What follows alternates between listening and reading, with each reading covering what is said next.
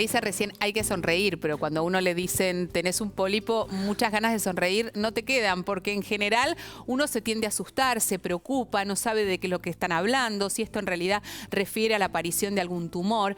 Bueno, Andrea, ¿cómo le va? Buen día. Hola, buen día, Dolores. ¿Qué tal? ¿Cómo les va a todos? Bueno, a ver, pólipo versus divertículos en este caso, ¿no? Porque vamos a hacer, Andrea nos va a mostrar cuál es la diferencia entre una y otra. Sí, en realidad vamos a hablar de lo que es un pólipo en general, pero popularmente se lo asocia con un órgano que es el colon, si bien no es el único que puede padecer de tener un pólipo, ¿sí?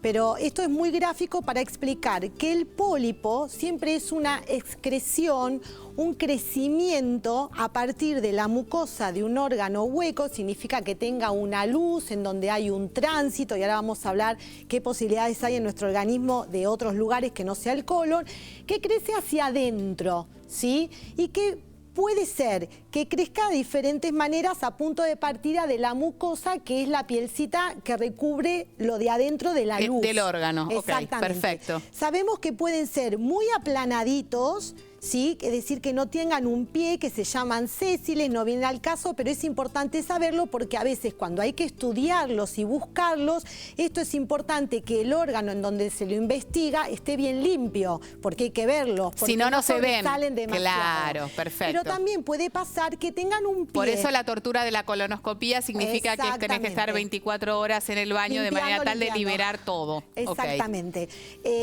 Bueno, hay otros órganos que se requieren de menos preparación, pero en este caso requiere de mucha preparación. Sí. Y saber que también existen que puedan tener un pie más corto o un pie más largo, y son los típicos pediculados. Estos son de más fácil observar y también va a depender de los milímetros. Porque sobresalen. Exactamente, es decir, ocupando un poco más la luz. También. Ahora bien, vamos a hacer esta diferencia en especial porque es lo más común, lo más popular, que cuando la gente por alguna razón, un médico le indica estudiarse el colon, que vuelvo a decir, es uno de los órganos en donde más padece esta patología, viene con divertículos y enseguida viene y dice, doctora, estoy llena de pólipos, pero los llaman los divertículos con miedo a lo que ahora vamos a hablar del riesgo de malignización.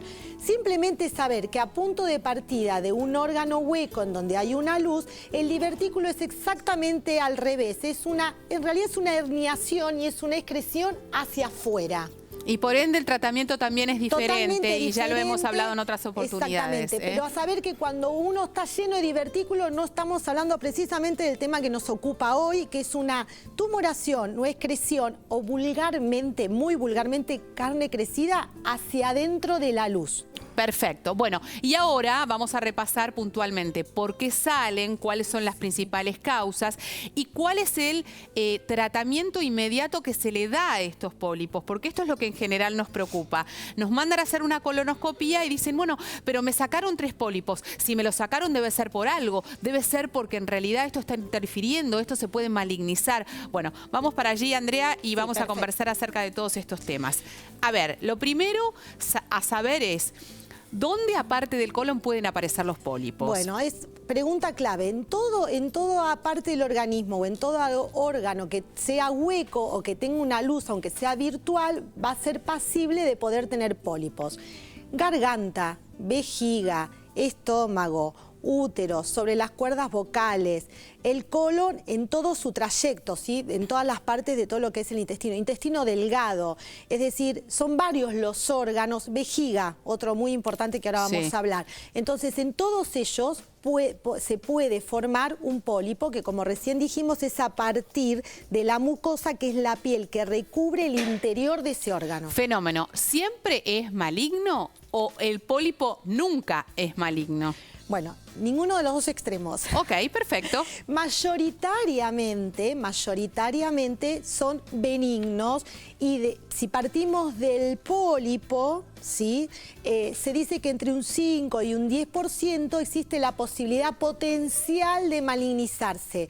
Ahora bien, si partimos desde la patología oncológica o desde el cáncer, el 95% de las veces responden o tienen inicio en un pólipo. ¿Se comprendió? Sí, quiere decir que no necesariamente al tener un pólipo vas a tener cáncer, pero hay un porcentaje de esos pólipos que si no son sacados a tiempo se puede malignizar. Ahora, si ya te diagnosticaron con un carcinoma o porque tenés un cáncer en alguna de estas situaciones, es la gran probabilidad es que se haya iniciado con un pólipo. Exactamente, se dice popularmente, y es de conocimiento para toda la gente, que a partir de una lesión de poliposa se le dice, quizás existe un tiempo determinado de entre 5 y 10 años, si vaya a ser que tenga la histología apropiada, a que se convierta en la posibilidad de un cáncer. Eso sobre todo con el colon. Yo siento los pólipos, tengo sintomatología y hacen referencia a que tengo pólipos. En realidad va a depender, mayoritariamente no dan síntomas, mayoritariamente son un hallazgo, por eso se está muy atrás, digamos, a sabienda del control preventivo, exactamente, ¿no? De los estudios que hay que realizar y sobre todo con el colon, que tiene como un comentario en particular. Mayoritariamente son asintomáticos. Ahora bien, se los encuentra por hallazgo, por una ecografía, por un estudio invasivo, etcétera, o uno va al otorrino, se los encuentra en la garganta y demás. Pero cuando dan síntomas, se infiere que ya tienen determinado tamaño y es diverso según el órgano donde esté. Por ejemplo, lo más común, el colon. Todo paciente, por eso se dice que comience a tener alternancia evacuatoria. ¿Qué significa? Que empieza en su tipo de evacuación a cambiar el estatus. Es decir, a veces está constipado, a veces está con diarrea, empieza a cambiar la forma en sus heces, en su evacuación. Todo ese tipo de trastorno evacuatorio, ojo, consultar. Puede corresponder a pólipos o a un pólipo. El sangrado, ¿sí? El eventual sangrado, ya sea al final de la evacuación o en una evacuación completa, ojo, puede ser por un pólipo. Está bien. El dolor inespecífico. A veces hay gente que durante un tiempo determinado viene con un dolor muy marcado en alguna de las fosas ilíacas, se dice, o en el colon derecho. Bueno, eso es muy propio de un médico. Pero un dolor de panza acá, doctora, un dolor de panza siempre refiriéndonos al colon.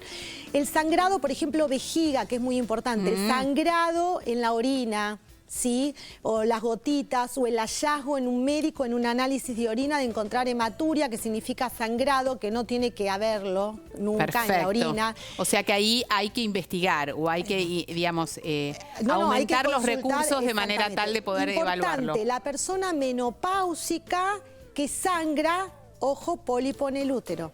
¿Sí? Fenómeno. La patología, generalmente oncológica y a punto de partida de la posibilidad de un pólipo endometrial, puede comenzar en la gente mayor de 50, 60 años con un sangrado o como con un manchado en específico, una persona que ya no menstrua hace años. Ojo, se investiga, el útero puede tener un pólipo y esto transformarse. A ver, acá ya estamos hablando de síntomas y en realidad nos tenemos que partir de un lugar anterior, ¿no? Que tiene que ver con la prevención. Entonces, ¿por qué cuando se insiste sobre estos controles clínicos que deben ser habituales y especialmente se deben intensificar a una determinada edad, obviamente están relacionados con esto que está diciendo Andrea en este momento, que tiene que ver con la colonoscopía, con la endoscopía? Es decir, bueno, pero ¿por qué? Si yo no tengo antecedentes, ¿y por qué me tengo que torturar ahora? Y si tengo 50 y no tengo síntomas y no me pasa nada. Bueno, porque justamente esta relación tan directa que hay entre una cosa y la otra puede hacer o puede brindarnos esa posibilidad de encontrarlo y qué hacer, cómo actuar. En realidad, cualquier persona puede desarrollar un pólipo, ¿sí? Ahora, hay ciertas circunstancias que parecieran predisponen, sobre todo en órganos como el colon, que es más factible que lo haga. Perfecto. Por ejemplo, y tiene que ver en pacientes de mayores de 50 años, la alimentación, así como en la patología de vejiga o de todo lo que son las fauces, boca, garganta y demás, tiene injerencia el cigarrillo, también lo tiene para el colon. ¿Sí? El ser fumador, por ejemplo, predispone a esto, eso es lo que quiero decir.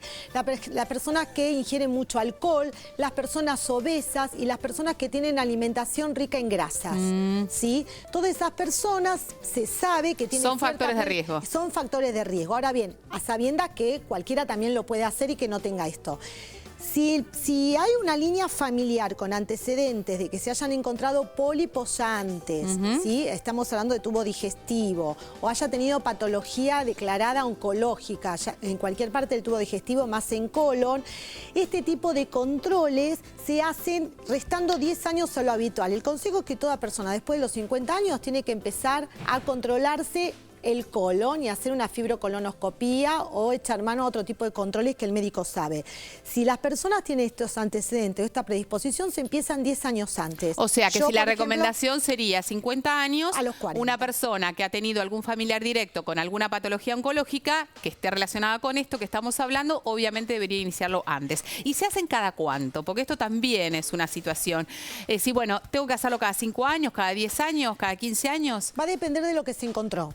Okay. Si el paciente arranca la edad por consejo del médico, a la edad que fuera, digamos, inicio 0, se le estudia y el colon está limpio y según tenga predisposición o no, el doctor va a determinar cada 5 o 6 años, no hay ningún tipo de problema en hacérselo, inclusive hay médicos que sugieren cada 10, si a los 40, 42 no tenés nada, se controla. Ahora, se encuentran pólipos y depende de la histología, que digamos, la histología es analizar el tejido del pólipo, hay algunos que tienen más predisposición a otros, por ejemplo, yo tengo a mi marido, se lo tiene que hacer cada año, ¿sí? Porque le encuentran pólipos muy chiquititos que tienen en su tejido la predisposición de poder malignizarse y tienen antecedentes familiares. Perfecto. Y hay gente que se lo hace cada 3 o cada 5. Esto varía de acuerdo al caso. Médica. Ahora, una de las cosas importantes a tener en cuenta, si a uno frente a la colonoscopía o una endoscopía le encuentran un pólipo, la decisión es quitarlo en ese mismo procedimiento. En realidad,